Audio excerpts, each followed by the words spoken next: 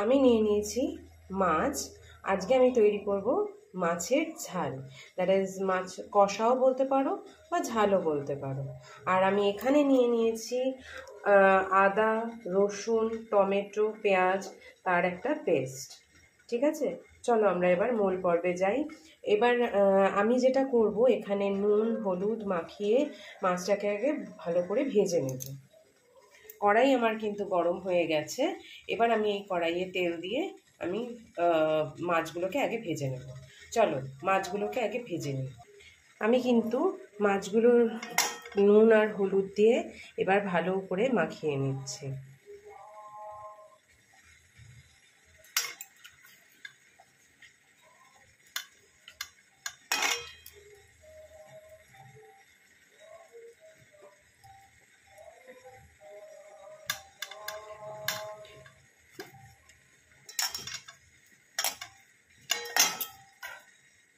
আমার নুন হলুদ মাখানো হয়ে গেছে মাছে।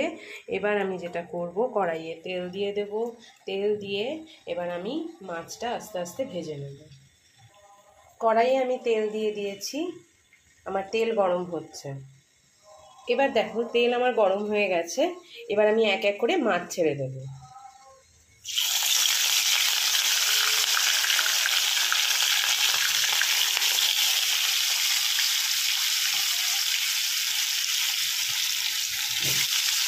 এবার মাছগুলো ভাজা হয়ে যাক, আমি আবার ফিরে আসছি। মাছগুলোকে সুন্দর করে লাল করে ভেজে নেব। ভেজে নেওয়ার পরে আমি ফিরে আসছি। দেখো বন্ধুরা, আমার মাছের এক পিস কিন্তু ভাজা হয়ে গেছে। এবার আমি আরেক পিস ভেজে নেব। আমি উল্টে দিয়েছি, উল্টে দিয়ে আমি আরেক পিস ভালো করে ভেজে নিচ্ছি।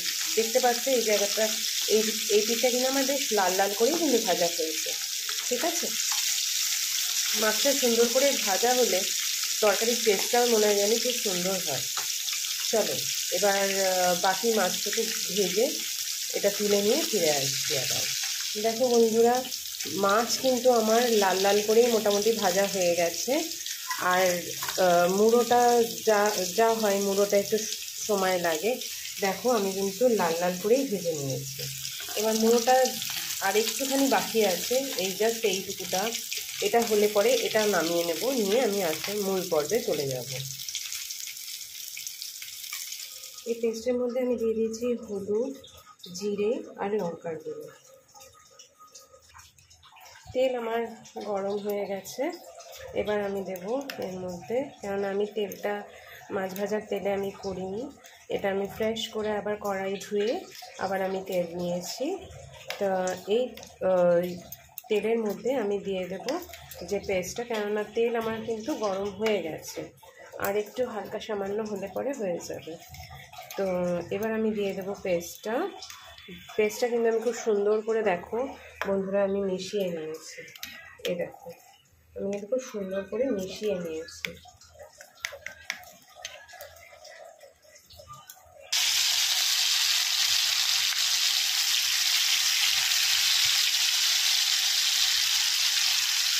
পেস্টটা আমি দিয়ে দিয়েছি।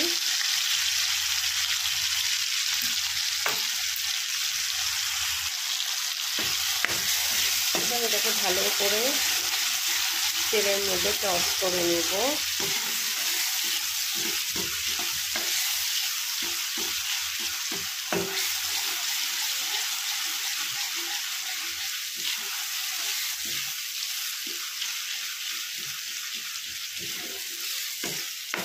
দেখো মশলা কিন্তু আমার মোটামুটি প্রায় ভাজা 90% কমপ্লিট, কেননা আমি ফ্লেমটা কিন্তু বাড়িয়ে দিয়েছি।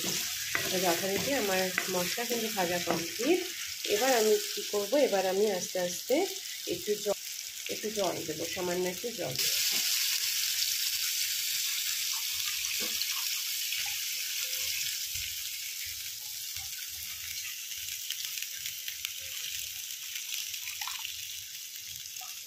জল দিয়ে দিয়েছি।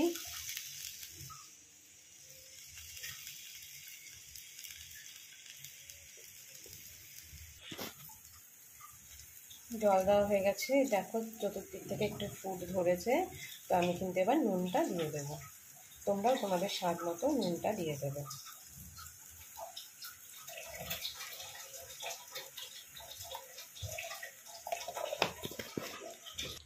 এবার এটা ফুটে উঠেছে।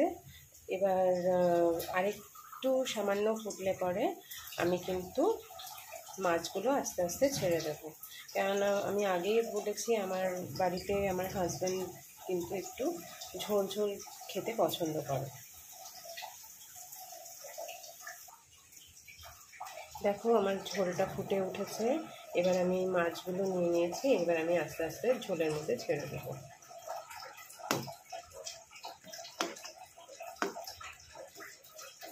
এবার এটা সামান্য একটু ফুটে উঠলে পরে আমি নামিয়ে দেবো।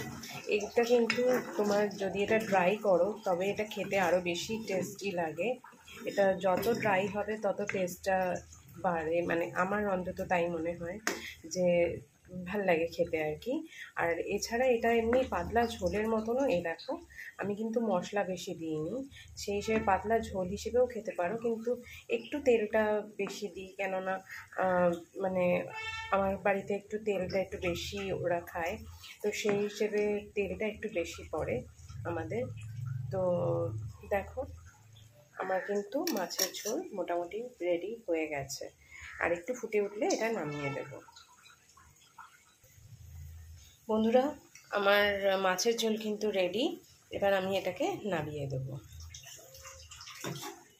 তোমরা এভাবে তৈরি করে দেখো আর আমাকে কমেন্ট সেকশানে একটু জানিও তোমাদের কেমন লাগলো।